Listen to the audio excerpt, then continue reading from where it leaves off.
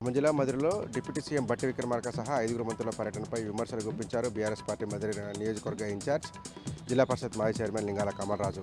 ప్రస్తుతం నిర్మిస్తూ తలపెట్టినటువంటి జవహర్ ఎత్తిపోతల పథకం మరో జాలిముడి పథకం కాకూడదంటూ ఆయన విమర్శలు గుప్పించారు. గతంలో బట్టి హయాంలో నిర్మించినటువంటి జాలిముడి ఎందుకు పనికి రాకుండా పోయిందని, రైతులకు ఉపయోగపడకుండా పోయినటువంటి జాలిముడి తరహాలోనే జవహర్ ప్రాజెక్టు కూడా నిరుపయోగం కాకూడదంటూ ఆయన సెటైర్లు వేశారు. 40,000 రూపాయలు ఖర్చు పెట్టి కాళేశ్వరం ప్రాజెక్టును 1 ఎకరాకు నీళ్లు అందించే విధంగా కేసీఆర్ డిజైన్ చేస్తే ఆ ప్రాజెక్టు దండుగా అంటూ ఆ ప్రాజెక్టులో అవినీతి జరిగిందని ఆరోపిస్తున్నటువంటి కాంగ్రెస్ పెద్దలు ఇదే జవహర్ ఎత్తిపోతల పథకానికి ఎకరాకు 2.5 లక్షల రూపాయలు ఖర్చు పెట్టి నీళ్లు ఇచ్చేటువంటి పథకాన్ని రూపొందించారని, దీనివల్ల ఎవరి జేబులు నిండుతాయో కాంగ్రెస్ పెద్దలు చెప్పాలంటూ లింగాల కమలరాజు డిమాండ్ చేశారు. దాంతోపాటు దేశానికి స్వతంత్రం వచ్చిన దగ్గర నుంచి 83 వరకు ఏకఛత్రాధిపత్యంగా ఈ దేశాన్ని రాష్ట్రాన్ని వెళ్ళినటువంటి కాంగ్రెస్ పార్టీ ఏనని, ఈ రాష్ట్రంతో పాటు దేశ వెనుకబాటుకు కాంగ్రెస్ ప్రభుత్వం కారణం కాదా అంటూ ఆయన ప్రశ్నించారు. సీతారామ పూర్తి చేస్తే తప్ప ఖమ్మం జిల్లా సస్యశ్యామలం కాదని, ఖమ్మం జిల్లా సస్యశ్యామలం కావాలన్నా జవహర్ ఎత్తిపోతల పథకానికి నీళ్లు రావాలన్నా సీతారామ పూర్తి చేయాలని, మంత్రులు సీతారామ పూర్తి చేసేటువంటి విషయంలో దృష్టి పెట్టాలని ఆయన సూచించారు. దాంతోపాటు 5 మంత్రులు దిగినటువంటి హెలిప్యాడ్ పక్కనే ప్రజలకు ఉపయోగపడేటువంటి ప్రభుత్వ ఆసుపత్రి ఉందని, కేసీఆర్ హయాంలో 100 పడకల ఆసుపత్రి నిర్మిస్తే ఇప్పటివరకు కాంగ్రెస్ ప్రభుత్వం దాన్ని కనీసం ప్రారంభించేందుకు ముందుకు రాకపోవడం శోచనీయమని, ప్రజలు ఇబ్బంది పడుతున్నారని, మంత్రులు ప్రభుత్వ ఆసుపత్రిని ప్రజలకు ఉపయోగపడేటువంటి పనులను చేసేందుకు దృష్టి పెట్టాలంటూ లింగాల కమలరాజు సూచించారు.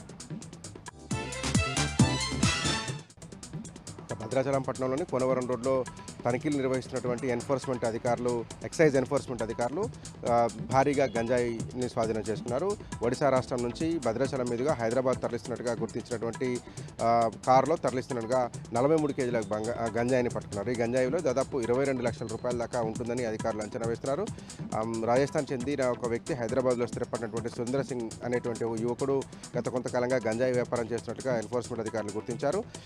హైదరాబాద్లో ఒక కారును అద్దెకు తీసుకొని ఒడిశా వెళ్ళి అక్కడ గంజాయి కొనుగోలు చేసి భద్రాచలం మీదుగా హైదరాబాద్ తరలిస్తున్నట్టుగా ఎన్ఫోర్స్మెంట్ అధికారులు తెలిపారు.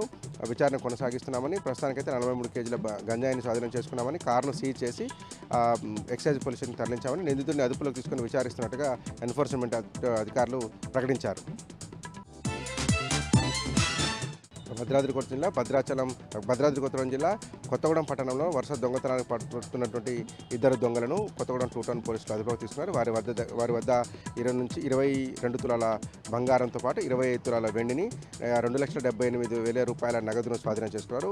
కొత్తగూడెం పట్టణంలో పలు కాలనీలో దొంగతనం చేసినట్టుగా నిందితులు ఒప్పుకున్నారని, ఆ దొంగతనాల్లో చేసినటువంటి సొమ్ములో కొంతమేర రికవరీ చేస్తామంటూ కొత్తగూడెం డీఎస్పీ అబ్దుల్ రెహమాన్ తెలియజేశారు. 2 దొంగలను అదుపులోకి తీసుకొని రిమాండ్కి తరలించినట్టుగా తెలియజేశారు.